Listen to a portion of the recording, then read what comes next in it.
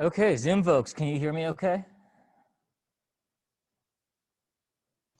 Yeah. Yes? Perfect. Thank you so much. All right. So, a couple of quick announcements before we get back into R for today. I'm going to push homework 5, the due date, to Monday, which I said I sort of hinted that I was going to do it with a strong enough hint that I don't want to walk it back. So what we'll do is we'll plan to go a full week behind on the homeworks, and I'll send out an updated syllabus with the new deadline dates. But just because I don't want to kind of push everybody right back into, boy, this projector system is not great in the classroom. So for folks in the classroom, and this is embarrassing, that's the classroom that's messed up. If you hop on the Zoom call, you'll see the slides. But otherwise, they'll be popping in and out. So we'll push that due date to Monday, and we'll plan to go a full week behind on the homeworks because the schedule was a little bit aggressive at the beginning of the R unit. I did post to that Google document the tools topics that you all have selected. Not all the groups have emailed me yet. So if your group hasn't emailed me yet, just look at what's available.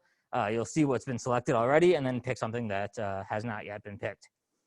So there's some cases, and I don't remember if this was a student in this class or the other class, where a student had an interest in doing a specific product within Google. And I think in some cases, like Google and maybe Amazon, it might be okay to have 2 groups on Google, for example. So if you look at Google's kind of analytics offerings, they have 2 kind of tabs on that page. One is for ML or machine learning stuff, and one is for analytics stuff. So in theory, you could have one group do a presentation on the ML side and one group do a presentation on the analytics side. So if you are a group that has not yet picked a topic and you're interested in getting into one of those companies that has a lot of stuff, Google, Amazon, probably the other one, then coordinate with the other group and say, okay, would you like to do the analytics side or the ML side, right? And then they'll let you know, and then you can say, okay, we've picked this one. They know that they're going to do the other one. Just let me know, and that's not a problem. I think Google is the sort of really the only case where that is going to be an issue, and you're welcome to do that. I will post data sets for your group projects this evening. So I'm not going to say only one group can pick a certain data set. I'll say at most 2, maybe 3 if necessary, if you have kind of a strong desire to use a particular data set. But they will, I mean, they're all kind of, they're fairly intuitive about how they should be used. So, I've done a good job of filtering out data sets that are just incredibly difficult to work with. Though I will give you the option. What I'll do is I'll tag them as like hard, and you can look through them if you want to, and you can, if you have a decent background in stats, then you can look through them, but they might require a bit more statistical work than the other ones. The ones that won't be tagged hard will have an easy sort of dependent variable that you'll pick, and then a bunch of predictive variables, and you'll be able to do regressions, and you'll be able to do both linear and logistic regressions fairly intuitively. For the ones that are going to be tagged hard, that process is going to be a bit more complicated. So you might need to use different tools, different regressions, etc. So based on the things that we do in this class, those are a little bit outside the scope, but I'm gonna give them to you if I think they're interesting data sets as well. So we'll handle the selection process for these on Monday. So take a few minutes over the weekend to look over them and chat in your group about which one you'd like, if you have any preferences. And then on Monday, we'll sort of sort them out and talk about what that schedule is going to look like. I will start to grade the exams almost immediately. I didn't get done with homework 1 before the exam. I didn't want to send it out partially, right, to some students, but not others. So that's going to happen right after exam 1. The one thing to note about the exam is that not everybody has taken it yet. So please be, mindful of that when you discuss the exam. I think everyone in this section has. I think it's more of an issue at the other section, but just keep that in mind. All right, I'm going to try and move that to a different.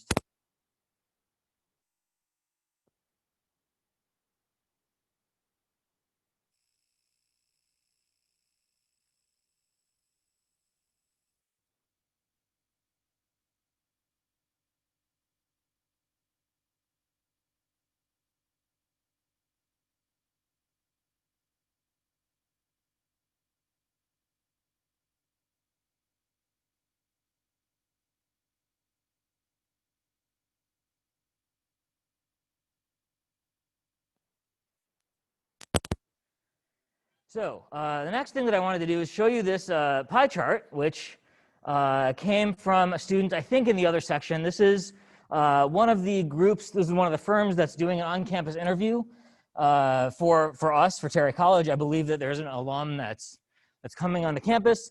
And so one of the students emailed me this and said, look at this 3D pie chart, right? So it's, you know, given the things that we talked about when we talked about 3D pie charts, what do you see, right? There's a chunk to the front of it, right? And there are no data labels. So you don't know what percentage is really there. But what they've done, they really want to show you that Gen X are these buyers. And not only did they put their, the Gen X chunk out to the front, and we know that when you put a 3D object onto a 2D plane, that creates a perspective issue, right? And the way that perspective works is that bigger things are moved to the front, smaller things are moved to the back, right? And so they've got their big Gen X slice of the pie up at the front, and they've kind of exploded it out, right? So they moved it even closer to the front by disconnecting it from the rest of the pie, right? So not only does this pie chart, first of all, it doesn't give you the data labels for the actual percentages, but second of all, they've taken advantage of perspective to make that the yellow slice as large as possible. And then they've taken advantage of perspective in a second way by exploding the slice out towards you, like in 3D, given the fact that it's a 2D image, right? It's a 3D image on a 2D plane. So this is an illustration of literally how to be manipulative with pie charts, if you recall from our discussion on that in the lecture. So it's out there, right? And unless you are paying attention to these things, you don't notice what's going on. So this is a good illustration of it. And again, like open call, if you see examples of some of these things that we talk about, please do shoot them my way, because I'm always amused to see these kinds of things when they are so egregious. Anyone have any comments about this this chart? You do remember us talking about 3D pie charts? All right, great. So good illustration of it. I think when we talked about it, it felt a little bit like obscene, right? It was like, this is so absurd, nobody would actually do this. Maybe you got that impression. I sort of get that impression every time I talk about it. But here's an illustration of it in practice. So it's funny to see it actually in practice. Okay, the third thing that I want to get into just before we get back into where we were last class in R is coffee chain. So somebody emailed me a question about this, and I realized that we didn't talk about it. So the thing about coffee chain is that coffee chain has some variables that have more than one word in them, right? And then a space. So here's coffee chain, and you can see that there's, for example, a column called total expenses, total space expenses, right? And the way that we reference that column in R is by using what we call backticks, right? So the backtick is the key to the left of the 1 on the top row of your keyboard. And so if you were to put in, so you type that key, right? And it gives you 2 backticks, and it puts your cursor in the middle of them. And then you can type in total expenses. And that's how you would reference that column with a space in it, right? So that's not something that we talked about before. I believe that there's another, sort of like with the assignment arrow and an equal sign, I think there's another way to reference it, maybe by putting a period in between. I don't remember exactly, so don't quote me on it. You can check it if you'd like. But the sort of the best practice for referencing non-standard variables is with the backtick and then total expenses like that. So to get us back into the mood for R, let's do a quick little exercise given that, right? So load up coffee chain into RStudio and find the average of the total expenses column. So we've done means a few times in R. Find the mean of that total expenses column. I'll give you a couple minutes to do this, and then we'll come back in.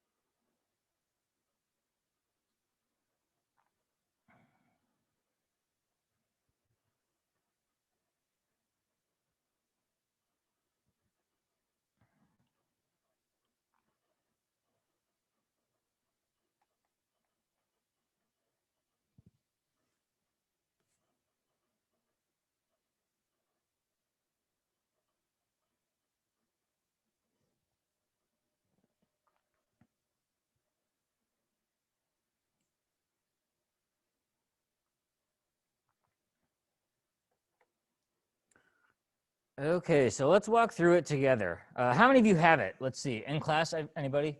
A few of you in class. What about on Zoom? Anybody have it?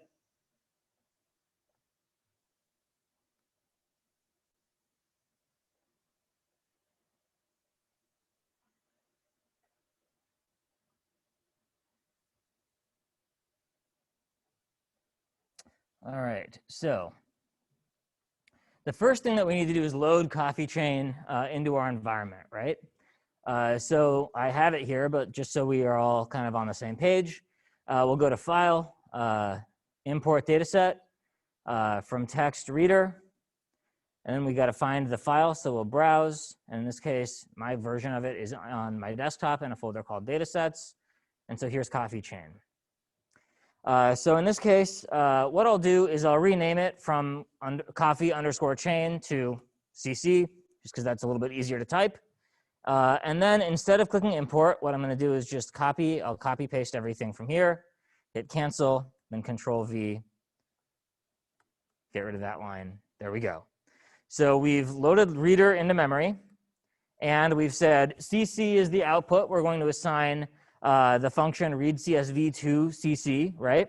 So we run that line, and now we have a data set, a tibble called CC here, and it has our Coffee Chain data set, right?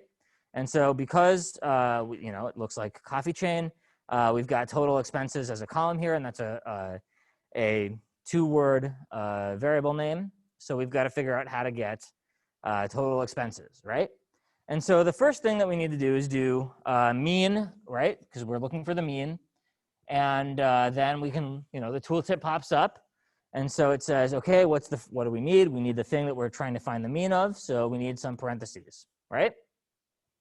And then now I want to reference that column. So what do I do next? Yeah.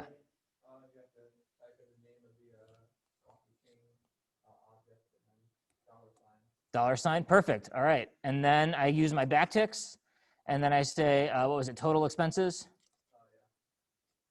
And so there we go. So in this case, I have mean, and then parentheses, the arguments of the mean. And in this case, there's only one argument. It's the thing that I'm trying to find the mean of. And we're trying to find the mean of a column, right? We're trying to reference a column, which is one of the things that we did last class, right? And so we said, okay, if we want to do that, we first want to put the name of the data set and then a $, and then the name of the column, right? And so mean, in this case, I called it CC. It might be called coffee_chain. Or whatever you decided to call it, and then $, total expenses in backticks. You run that, and then you see 54.063, right? Let me try the period thing just to make sure that it is actually that, in case anybody is curious, like I am. Nope, not that.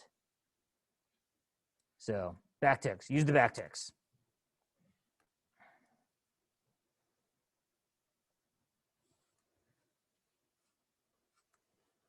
There we go. Any questions about that? So that's the kind of thing that if it was not kind of, intuitive, didn't come to mind right away, I think it will shortly. After you've done one or two of these homework assignments and you've got to kind of figure things out, refresh your memory about some of the things that we've done over the last couple of weeks. Once you've done that, once you've been forced to do that a couple of times and look back through the slides, etc., things should make more sense, intuitively. That light bulb will go off, I promise you. Okay, so then the next thing, or this is kind of picking up where we were last class, right? We said that there's this package called dplyr, and dplyr is what they call a grammar of data manipulation. It's a package that we've seen a few times already before, but specifically, we talked about subset, specifically filter and select, right? So the first thing that I have here is the things to read in the data, right? So library dplyr, that's what we're going to use to manipulate the data. Library reader, URL, and the data comes into URL, and it's going to be read delim. The delimiter is a comma. And we're going to skip those first two lines, right? And we get our table T. So that's the reading end of the data. Now, once we have the data, let's do. Oh, I've got to put us in this view.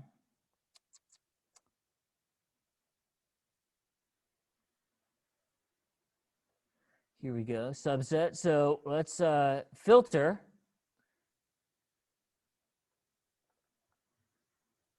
the years 1999, right? So in this case, we're going to create a new sort of filter of our tibble T called trow, and we're going to use the function called filter, and that function lives inside of dplyr, right? So if we click dplyr, we can use the little alphabetical thing here, F, filter subset rows using column values, right? So you click filter, and you get the help, you can see the description, the usage, the different arguments, and then some examples down at the bottom, right? So in this case, we're going to filter not the entire table, but just the years 1999.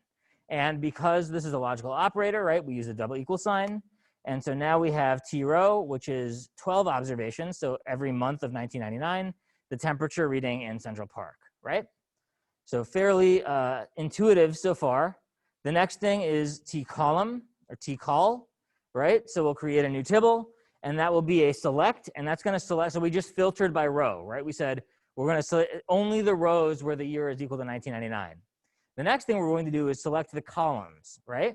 So in this case, tcol is going to use the select function, and again, this lives inside of the dplyr package.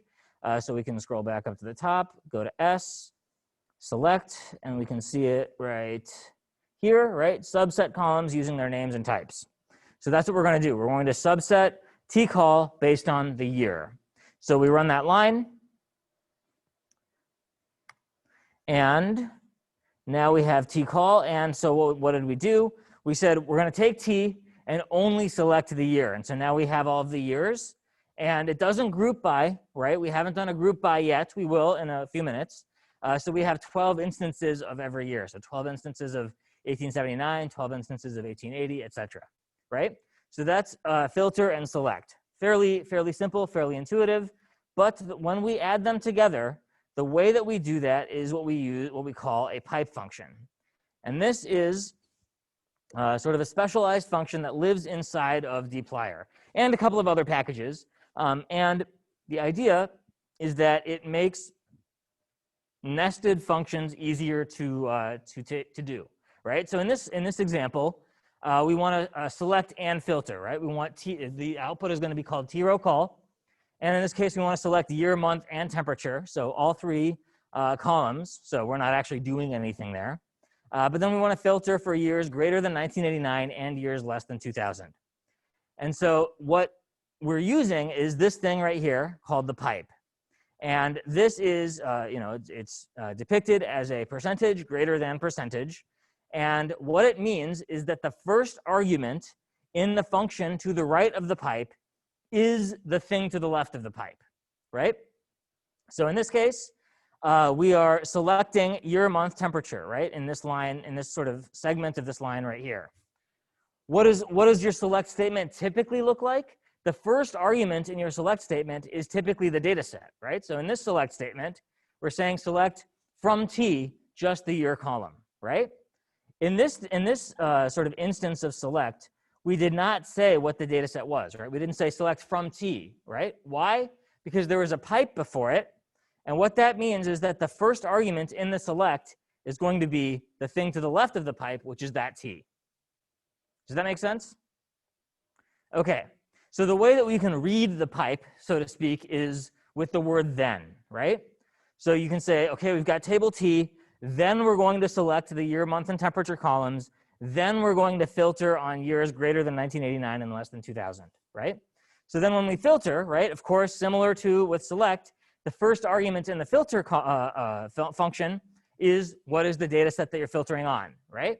In this case, we didn't put that there. Instead, we use everything to the thing to the left of the pipe, right? Which is going to be this, which means that we're filtering on our selection on T, right? So it's T, then a selection, then a filter. So in this case, if I run this line, what happens? We've got trow call, and we have, in this case, all three columns, year, month, and temperature, but just for the years greater than 1989 and less than 2000, right? So if I selected, just year and temperature, for example, then and trow call would be updated. Now I would have just the year and just the temperature, so no longer the month, for the years 1990 to 1999, right? Before 2000. So I don't remember if it was, I think it was in this class, right? Where I tried to get rid of year and then run that line and it didn't work, right? The reason for that was that we are selecting month and temperature. So we're getting rid of year and then we're trying to filter on year. And that doesn't work, right? Because you're trying to filter on something that no longer exists in that data set, right? So you can't get rid of year in this case because you're filtering on year. And this is a thing that you might see in your homework assignment. So for example, if you wanted to filter on year and then select that year column out, what you could do is take filter and place it before your select statement, and then take your pipe, put that in there, and then delete the one on the back side. And now you can take T, then you can filter on year, and then you can select and select out that year column, right? Now you run that line and it works. You have T row call, you just have months, right? 1 through 12, 1 through 12, 1 through 12, and temperatures. And why did you do that? Why are you able to do that? Because you put your filter before your select, right? And so that's the thing that you might have to do on the homework. You might have to say, okay, first I want to filter on this, this, this, this, and this, and then I want to only show these columns. Right? And that's a thing that you will have to do on the homework that's now due Monday. Any questions on that?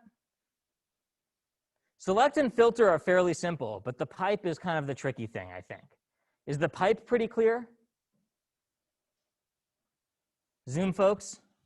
Got some nods from the classroom. Zoom folks, let's do a 1 through 5 for those of you that are on Zoom. One is I have no idea what this pipe thing is all about. 5 is it's crystal clear.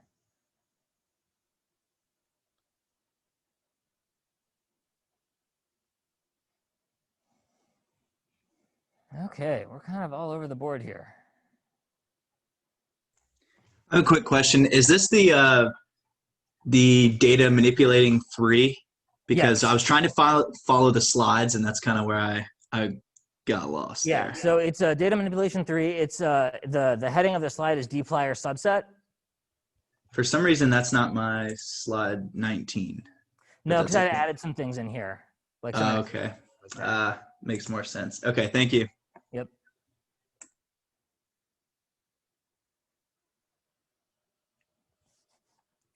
So let's, just because there's a little bit of confusion, at least from what I'm seeing on those, the 1 through 5, which I do appreciate, right, to see everything.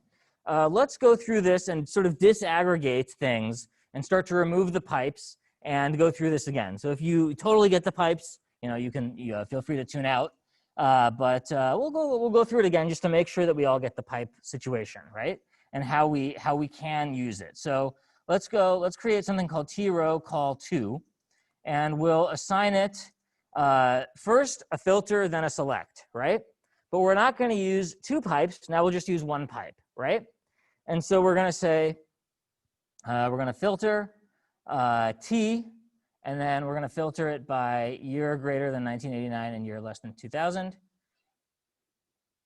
And then we're going to use the pipe and select month and temperature.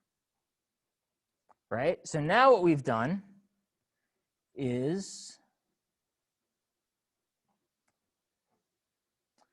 in theory, T-row call 2 should be the same as this T-row call. Maybe make this a little bit more visible. You can see the whole thing. So T-row call, we said we're going to take T, then we're going to filter by year, then we're going to select just month and temperature, right? In T-row call 2, we're going to say, all right, filter years, and then from that, we're going to select month and temperature. So if we run this, ideally, T-row call and T-row call 2 should be the same. In this case, both 120 observations of 2 variables, which gives us a pretty good indication that these are the same data set, right? We've done the same thing.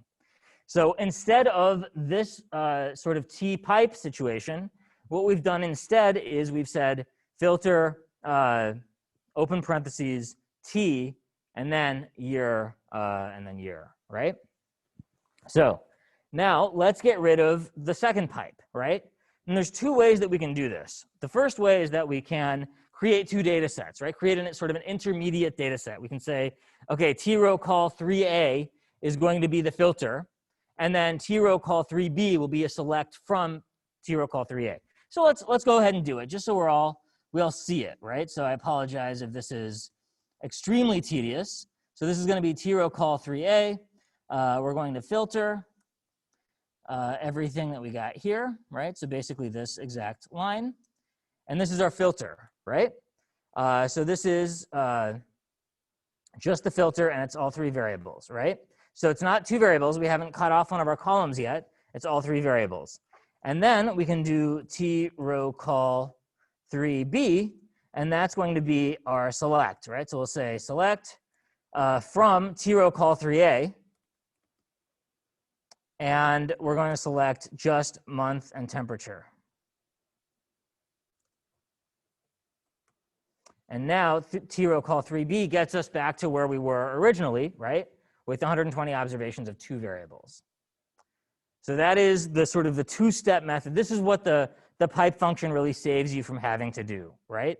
Because your choices are either to do that, and when you have a data set of, you know, 1 million variable or 1 million observations or something like that, then you don't want to create those intermediate data sets, right? That's something where you actually might bog down your memory, bog down your system resources, et cetera. So that's the sort of the technical reason why it's important to learn the pipe function. Or the other alternative, right? We'll do T-row call 4 now. So fourth example. And here we're going to use a nested function. And this is where things get kind of complicated, right? So we want to select. And then in our select statement, we first need the data. And so the data is going to be a filter statement. And so it's going to go here. And then we're going to select month and temperature, right? So let's see if this works. So we're going to select. We'll copy our filter statement. We'll put it in right here. And so now we've got, so this is going to be just the same thing, right? The same output. But we're going to select month and temperature columns only. From the data is going to be our filter from T, years greater than 89, less than 2000. Hopefully I did not make any mistakes here. T-row call 4, looks like I did not. I got 120 observations of two variables. So what does the pipe do, right? This is our sort of simplest version. T, then filter years greater than 89, less than 2000, then select month and temperature. You know, you could do this, which is fine. This is, you know, just as easy. But what the pipe saves you from having to do is either this, where you create sort of an intermediate data set, which is, you know, when you're dealing with large data sets, it can create problems. Or from having to do this, nested functions, which if you're familiar with this in Excel, it's kind of a pain to have to deal with. And, you know, even as I was doing it, you know, putting it together live, I was not sure if I was going to make a mistake, right? Because it's tricky with all of these different parentheses, right? You've got two parentheses, then a parentheses, two more parentheses, and then a closing parentheses. So it's complicated. It's easy to make a mistake. The pipe function saves you from that. So I hope that you sort of see this as that helps you, those of you that were sort of in the 2 to 3 range on the 1 through 5, you bump up to maybe a 4 or a 5 at this point. Are there any questions about the pipe?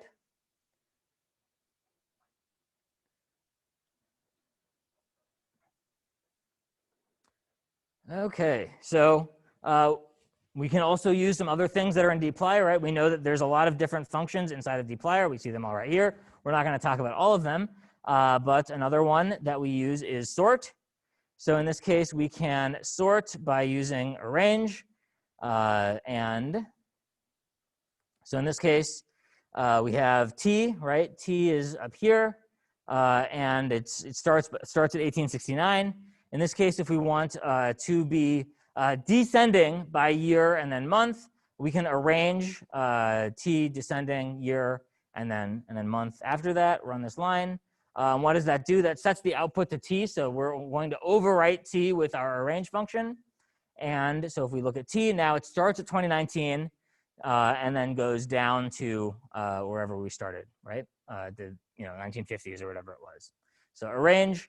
And I think I asked you to do this toward the end of the homework. I'm just, arrange.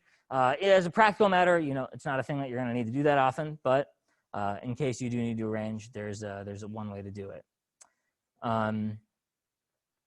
Summarize. Okay, so this one is a little bit complex, right? It's the group by summarize. So for those of you that have some experience in SQL, you know kind of what we're about to get into with group by summarize. So what I'm going to do is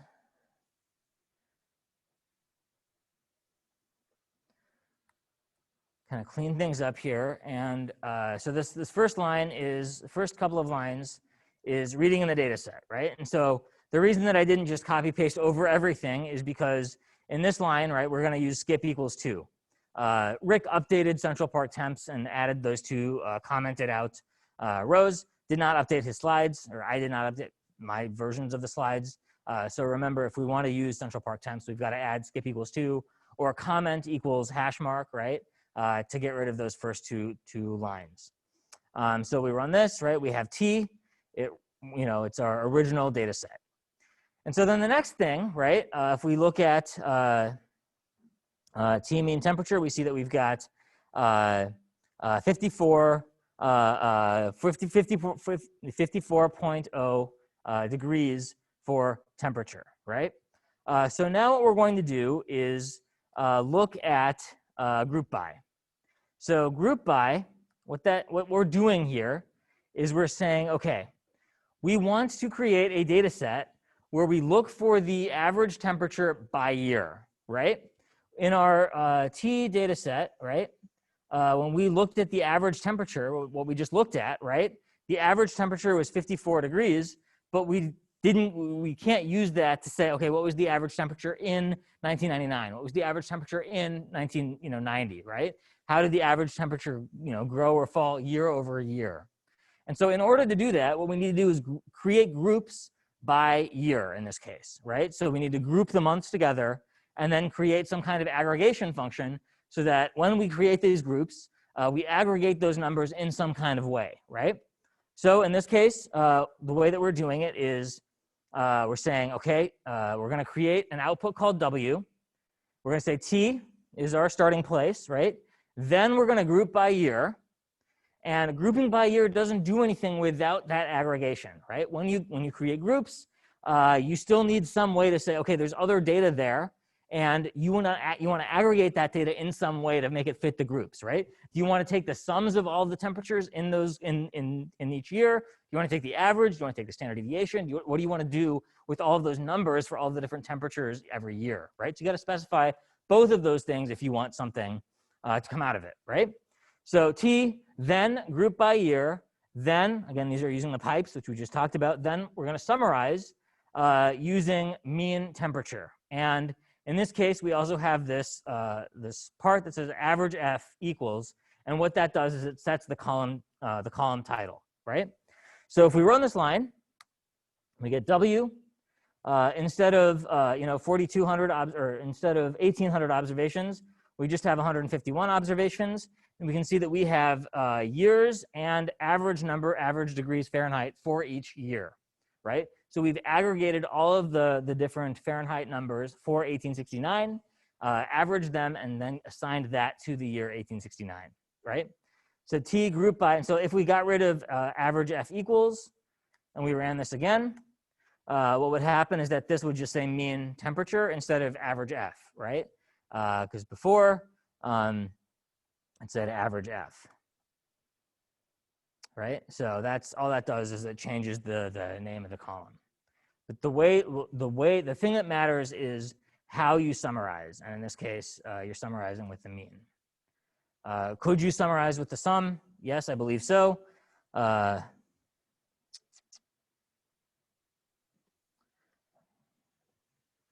And here we go. We've got the sum of the temperature for each year by month, which is not a thing that we would necessarily want to do, right? So summarize mean temperature makes more sense. Does that make sense? What we did here, summarize. How many of you have experience with group by in SQL already? A few. All right. Okay. So you've got a sense of what's going on there, and that's just the the light version. You can do kind of full SQL commands in R with a different package, which we're not going to get into in this class, but that's always there for you as well. If you want to do kind of proper SQL, that's there for you as well. The package is SQLDF, and it's you know, something that you can get into if you choose to. All right, so mutate is a function in dplyr that helps you add a column. We already talked about one way to add columns, so as a practical matter, I don't think it's likely that you'll use mutate very much, but you know that it's there for you to use if you choose to, right? So in this case, let's take a look at dplyr and mutate, create, modify, and delete columns, right? So you can say, okay, what are we going to do? We're going to, you know, add a column, etc. So in this case, we've got T. Let's make sure that our sort of version of it is clean, right? And then we can mutate, and then mutate, what are we going to add? In this case, ctemp, right? We're going to create a column called ctemp. And the way that we're going to do it, in this case, we're not going to use the measurements package. We're just going to use the good old, conversion amount, right? So temperature minus 32 times 5/9 is, I guess, the way that you convert from Fahrenheit to Celsius. So you can mutate from T, right? So that's where our starting point is.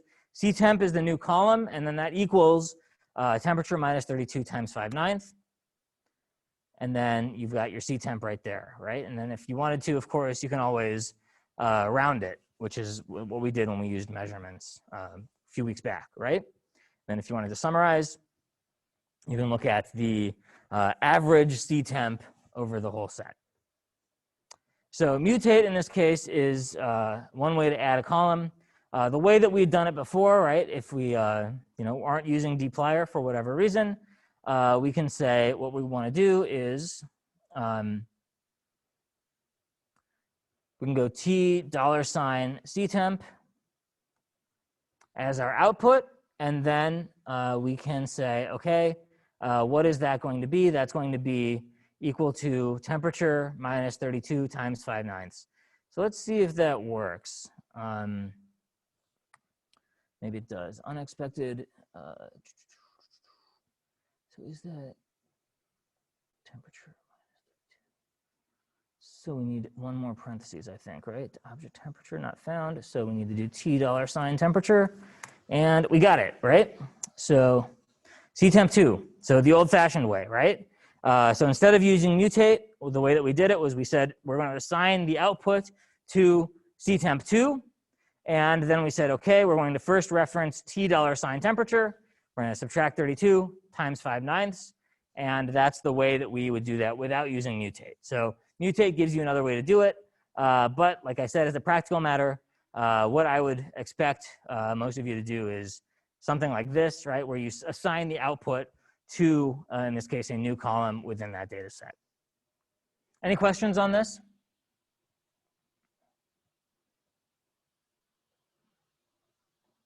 Okay, so here's an exercise.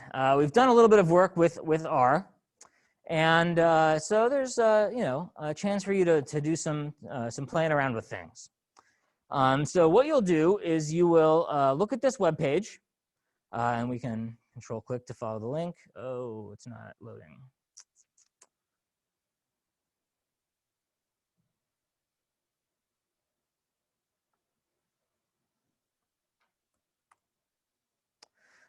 Well, that certainly makes that less possible.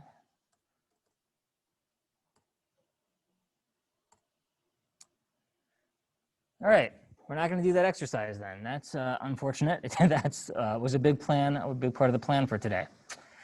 So we'll figure that out. But if you want to see what you missed out on, the solution is in the slide notes. There's a video of me doing it live, so you can watch me do it. But unfortunately, this data set is not loading up.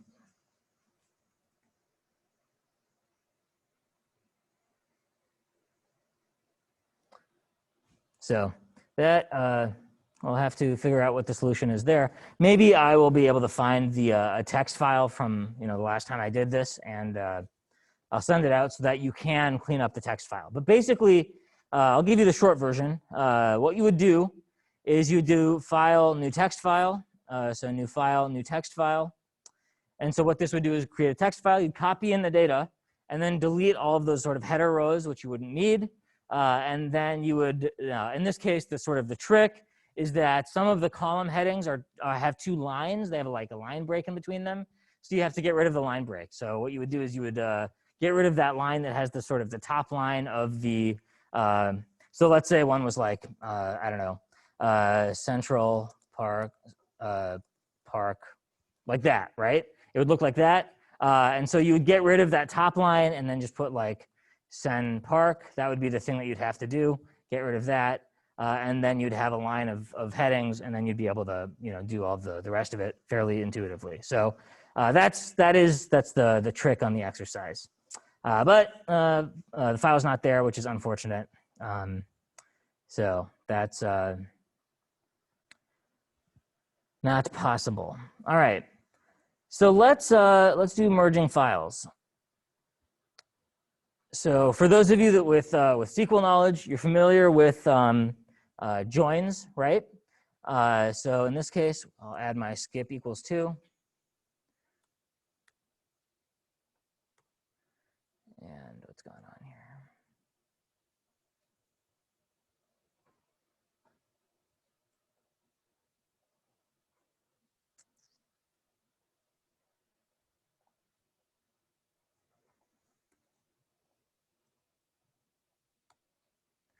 So I've got my data set cleaned up. So now I've got my average monthly temperature for each year, right? So in this case, I've got each year and then the mean for that year. And the way that I did that was by doing group by summarize, right? So I said the output is going to be like the average monthly temp for each year. And then, so we said we're going to start with T. We're going to group by year and then summarize with mean as mean temperature, right? So what do we get? For our output A, we've got year in the first column and then mean of mean temperature in the second column. And then the second thing that we'll do is look at the yearly carbon data. So here we've got a URL that has carbon data, and we can read it in, right? And in this case, it looks like there are parsing failures, so we can see what that was. It looks like there's a comment here, right? There's one comment. So this is another thing that Rick added to the version on his server. So we can say, all right, instead of skip, we'll say comment equals hash. Now we'll read that in, and our carbon data makes a lot more sense, right? We've gotten rid of that comment. Great, your CO2. And so what we can do is we can merge these two files using what we call a join, right? So for those of you that are familiar with SQL, you know that you have two tables. You have a primary key and a foreign key, and the primary key in one table is the foreign key in the other table, right? So in this case, you've got year in this table, which is starts at 1869. In the carbon table, you've got year, and you're starting at 1959, right? So you've got fewer of them. You've only got 61 observations. But if you want to join these two tables together, you can do so, and you can say, okay, I want you to only keep those instances where you have year, CO2, and average temperature, right? And that's what we would call an inner join. So in this case, we're going to merge these two data sets by using inner underscore join, and then the two data sets are going to be A and carbon. And it's going to say, we don't specify the join because in this case, the default R is going to say, okay, there's one column that you could use as the join. It's the year, right? And in this case, M is our output. And so we've got year, mean, and CO2, right?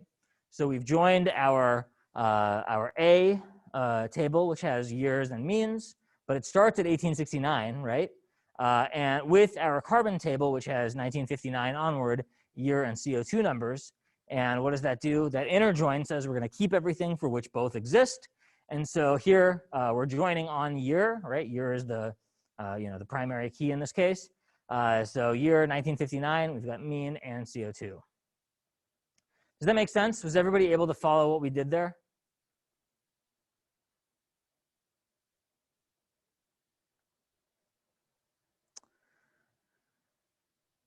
All right. Zoom people, how are you feeling? Let's give me a 1 through 5 on how you're feeling about the last 5 minutes. Just kind of broadly.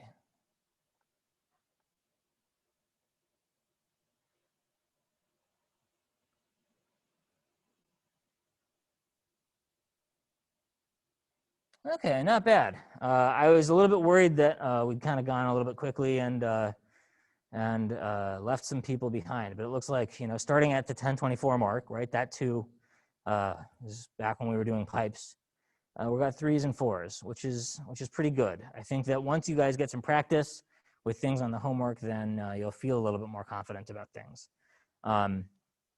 So I'm okay with that. Are there any specific questions, either in class or from Zoom folks, about what we've done so far?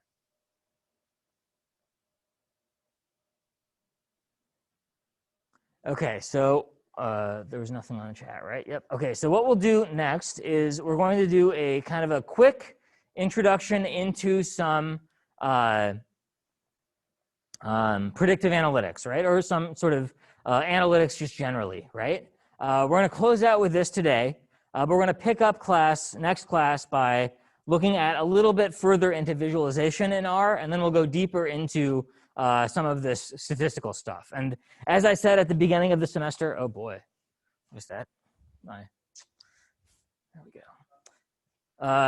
So as I said at the beginning of the semester, we are consumers of these statistical methods, right? We are not, we're not that concerned. This isn't a stats class, right? I'm not going to ask you about how the correlation coefficient gets calculated, but we want to know how we can use it, right? So the way that we'll go through the stats when we do is not sort of in the way that you did in your stats class, where you kind of talk through how you go from one thing to the next. We're going to kind of gloss over that. We're going to say, okay, here is, for example, the correlation coefficient. What does that mean? How do we use it, right? What are the kinds of robustness checks that we're going to use to make sure that it is acceptable to use to come up with an actual conclusion to the question that we have, right? Because that is the underlying issue in this class is you have a question, you want to try to answer it, and you want to use statistics, and so you want to make sure that your use of statistics is appropriate to answer the question, right? So in this case, we're going to use that M table, right? We've got that merged table using that inner join between our group by of year with temperature and then our carbon data. And the next thing that we're going to do is do a correlation test, right? Correlation test, so that's just core.test, extremely easy. And then we need to correlate two different, columns. And so we're going to correlate $m mean and $m CO2. We're going to find the correlation between mean temperature and CO2 levels, parts per million in the atmosphere, right? You run that, 0.4812. So briefly, and we'll get into this in a second, right?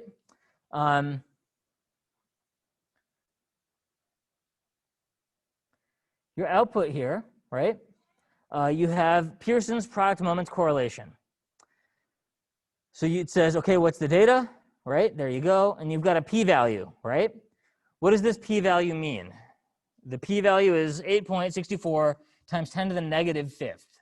So it's 0.0000864. P-value very small.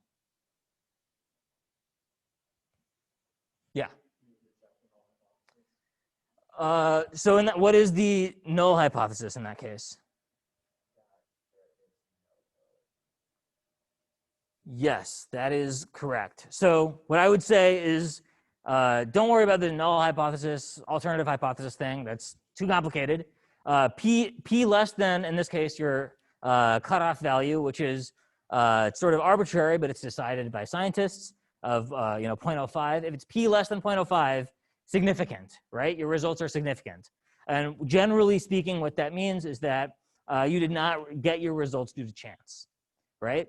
So this null hypothesis, that's like the world of statistics. In this class, I would just say P less than 0.05. In this case, yes.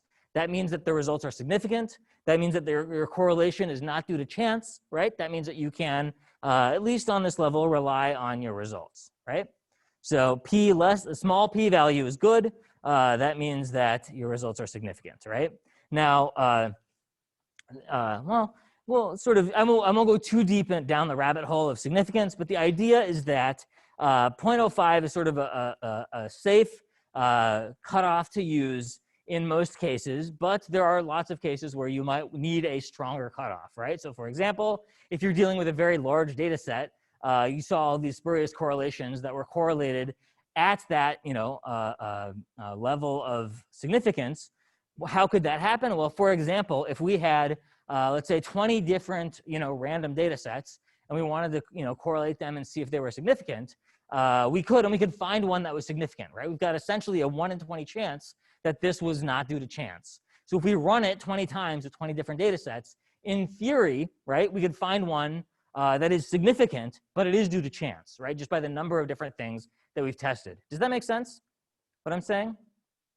So p less than 0.05 means there's like a 1 in 20 chance that it wasn't, that your relationship was not due to chance. But if you run something similar 20 times, you will find one that is significant, even though it was due to chance, right? So in those cases where you're doing like sort of very exploratory correlations with larger data sets, you might choose to use a stricter cutoff than 0.05. But 0.05, when you're dealing with a case where you start with theory, right? You form a hypothesis, then you test your hypothesis, 0.05 is generally safe to use as a cutoff. So p is less than 0.05. And you can also use the sort of t-test here, right? If you remember from stats. But the easiest thing to remember is p-value, in this case, less than 0.05. Significant means not due to chance, means that we can kind of move forward, right? So in this case, what we've done is we've tested the presence of a relationship, right? The first question we've answered is there a relationship? And the answer is yes, right? Now, the next thing we're going to do is look at what is the strength of the relationship, right? And so in this case, we know that the correlation is 0.4812664, right? And so what does that mean in this case? So the p-value, like we said, indicates whether the correlation coefficient is significant. And by convention, right, we said it's arbitrary, but there's a convention. P less than 0.05 indicates significance. And then here's sort of a rough guide to how we can interpret the size of the effect. And again, sort of like the 0.05, this is a little bit arbitrary, right? So what I would say is that when you're dealing with sort of human subjects and human data, your kind of strong effect size might start a bit lower, right? Maybe 0.35, 0.4 is a strong effect that you see in dealing with human data. Why? Because humans are messy. You're dealing with correlating values that are taken in surveys, right, that are self-reported. And you got all kinds of human issues that are kind of messing with the survey, right? All kinds of biases, all kinds of different kinds of effects that may mess with your effect sizes. So you can say that a lower number, right, maybe a 0.35 or 0.4 correlation coefficient is a fairly large effect. In this case, we're dealing with sort of natural science data, right? Data that there's no human psychology at play. We're dealing with temperature readings, and we're dealing with CO2 parts per million in the atmosphere readings. And so we might demand a little bit more of a correlation before we say that something is a large effect size, right? So in this case, and this is a chart that was made by Rick, 0.50 is a large effect, and a moderate effect is 0.30 to 0.50, right? So in this case, our correlation coefficient is 0.48, and so that is it's sort of approaching a large correlation under this metric, right? Under that effect size. Does that make sense, right? Not mind-blowing, right? Fairly, things that you remember from stats, etc. So can we interpret this 0.48? Can we say that that is the amount of variance that's explained by CO2? Like the variance that's explained in temperature by CO2 is 0.48. Is that a thing that we can say? 48% of the variance in temperature is explained by CO2. No, why not? Exactly, right? This is R, the coefficient of determination is R squared. So if we want to be able to interpret it in that way, we need to square this, right? Or just do a regression rather than just a correlation test, right? Correlation test does not look at the direction of the relationship. right? Because you don't know, does something affect something else, or does something else affect something else, right? When you do a correlation test, you haven't, the order of the things doesn't matter, right? You could put it mean CO2, you could put it CO2 mean, and it wouldn't make a difference, right? Because there's no set of independent variables. When you run a regression, the ordering does matter, right? So subtle differences. A regression gives you more information, more output, and you get an R-squared, a coefficient of determination, and that is interpretable as the percent of variance in X explained by Y, right? So that is something that I'm going to ask you on your next exam. So, you know, be ready, mark it down, to put it in your notes, right? I will say, can this be interpreted in this way? Yes or no? And I'll give you either an R or an R-squared, and you'll have to know, okay, if it's an R, if it's a correlation test, then no, you've got to square it if you want to do that, right? Otherwise, you've got to run a regression. So any questions on that? That makes sense? Sort of bringing back your memory from stats. Let's do a you know, for those of you that are on the Zoom chat, how strong do you feel your stats, you know, kind of recollection is from like a 1 through 5 on up to like maybe multiple regressions, right? Do you feel like you remember multiple regressions? You remember some of the robustness tests? Okay, we got a 5 right away.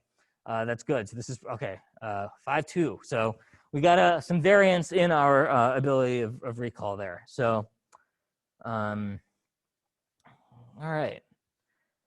So it looks like some of you will find the stats part of this class fairly boring, because I will go through some of these things in a bit of detail on this level, right? Where I'm not, you know, we're not going to go into this, you know, certain things like, you know, for example, the null hypothesis stuff, but we'll get into we'll make sure that we are users or consumers of the methods, right? So we'll be very conscious of how we interpret things. We'll be very conscious of what it means when we get certain numbers, et cetera. So if you have good recall from your stats class, then some of that will be, you know, very intuitive to you.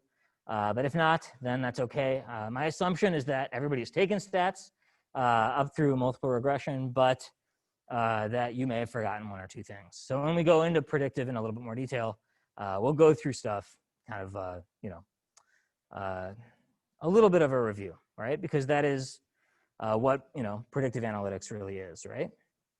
So the last thing that we're going to do is we're actually going to create a regression, right?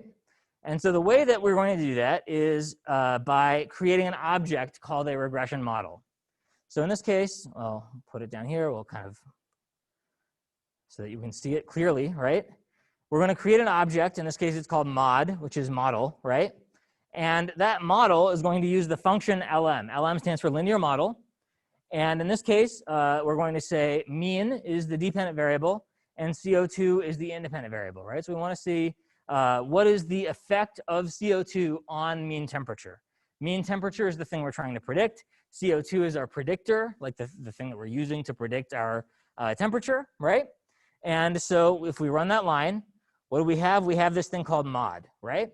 Now, mod is a list. If you remember from, you know, way back to when we first started talking about R and the different data types, right? We said a list can hold a bunch of different objects inside of it, right? So here we have this mod. It's a list, right? And you can see that we've got some coefficients, we've got some residuals, we've got some effects, we've got some fitted values, right? So if you kind of, you know, remember things from stats, then you kind of remember what these words mean. But all of that stuff is housed in a list, right? So we've created an object called a regression model or a mod using the function LM. We started with a dependent variable, in this case, $mean. Then we used the sort of the tilde thing, and then said our independent variable is $CO2. And then that created mod, right? Now if we type in summary of our model, then we get our model summary, right? And so now we have our regression output, and this is what we get to interpret, right? So you get some, first it tells you what it is, what the regression that you ran is, right? In this case, mean CO2. It tells you something about your residuals, and we'll talk about residuals in a bit more detail when we get into ggplot or the sort of visualization component, because we will plot our residuals and use that as a robustness check. And then you have your coefficients. So you have your, you know, your intercepts, your etc. And then you have your what these 3 stars mean are, that's your significance test, right? So in this case, this is your the p-value for this coefficient. This is our 8.62 times 10 to the negative fifth, right? Which is our 8.62 times 10 to the negative fifth, right there. So it's the same in this case. But what the regression model summary gives you is this number of stars, right? Which is a nice little shortcut that you can use when you have a bunch of different independent variables that are all kind of lined up. They're all sort of in that list. 3 stars means that it is highly significant, right? Significant to basically 0. 2 stars means significant to 0.001. 1 star is significant to 0.05, so that's kind of your standard cutoff. And then you've got a period for if it's what we might call approaching significance, which if you're a statistician, you probably get extremely annoyed when people say words like approaching significance, because what that means is that it's not significant. And then if there's nothing there, it means it's definitely not significant, right? So basically, if something is approaching significance and you want to talk about it, then you can call it approaching significance and sort of talk about it in an afterthought. But if somebody is sort of a hardliner on that 0.95 thing, then they're going to get mad at you for doing that. So just FYI on that situation, which you might see in your projects. But in this case, we have 3 stars, right? So what do 3 stars mean? 3 stars mean that the coefficient is highly significant, which means that we have found a relationship. We see that a relationship exists, right? In this case, we see that a relationship exists. And so we've got the presence of the relationship. We can look for the direction of the relationship, right? So look at, the sign on your coefficient, right? Is your coefficient positive or negative? If your coefficient is positive, then your relationship is a positive relationship. Otherwise, if it's negative, it's an inverse relationship, right? And then you've got R squared, and R squared gives you some information about the strength of the relationship. So when I ask you to, tell me something about the relationship, so for your big group projects, for example, let's say you're doing something on, I've got a Vino Verde data set, right? If anybody likes Vino Verde, assume you're all 21. So the Vino Verde data set has wine scores, like taste scores by objective tasters that have tasted a bunch of these wines from Portugal, right? And it has a bunch of information about the wine, right? Like how much sugar is there, how much acidity is there, et cetera. And so a question that you might ask is, how do you predict the tasting score? How do you predict high scoring wines, right? And so you might have a bunch of different independent variables, some of which are significant, some of which are not significant. And then you'll say, okay, this one, there is a relationship here because it is significant. The relationship is positive because, there's no negative sign by the coefficient estimate. And then it is a strong relationship based on your R squared, for example, right? So that's generally the way that we'll think about our regression models. So fairly simple, right? Is there a relationship? Yes or no? What is the direction of the relationship, positive or inverse? And what is the strength of the relationship? So those are the 3 steps. And we'll get into that more when we get into predictive. When does this class end? 45? 50. Okay, so kind of closing up shop a little bit early. So I think that's it that I have. That's the last slide that I have for you. But that's the way that we're going to be thinking about these relationships as we go through. And then what we'll do is we'll add in some robustness tests. So for example, once we learn how to do some plotting in the next couple of classes, then we'll take a look at some of these residuals that exist inside of this list, right? This model. You've got all the residuals right here, right? And we'll, when we get into that, I'll remind you all what a residual is if you've forgotten from your stats class. And we'll talk about how to plot them and what that plot means with respect to how we can trust that presence, strength, direction thing that we just did for each relationship. Does that make sense? Kind of a preview for what we're going to do when we start doing predictive analytics. Any questions on what we did so far?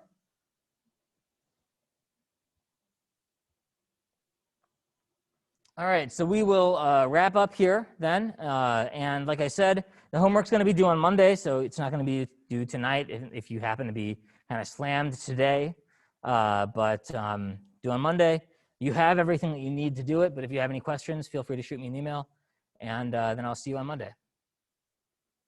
Yes, you can ask a question about the homework. Hi, can you hear me? Yes. So I did the homework all the way through, but I realized I read in the CSV file, I think just normally with like read dot CSV instead of underscore. Yeah. I went back to like redo it as a tibble, and now um homework question number 4 where you have to filter and select.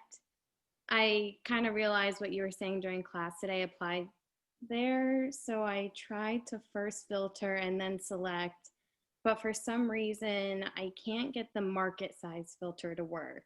And I don't know if that's because of the space in the table. It might be. Did you catch the thing at the very beginning of class with when we talked about the spaces? Yeah, and I'm using like the single quotes. So that's Okay, why. so it's not a single quote, it's a backtick. Oh, okay, yeah. Maybe that's definitely it then. How Yeah, do if I? it's a space issue in the column heading, then yes, not a single quote, but it's a backtick. It's the thing that's to the left of the one. Oh, okay. And I put it around the entire. I see. Okay, let's see if this works really quick. Did that solve the problem? I'm running it right now. Yep, that solved it. Thank you All right. so much. Yep. Okay. Great. Yep, definitely that. All right. Well, I'll see you all on Monday. I appreciate it. Bye bye.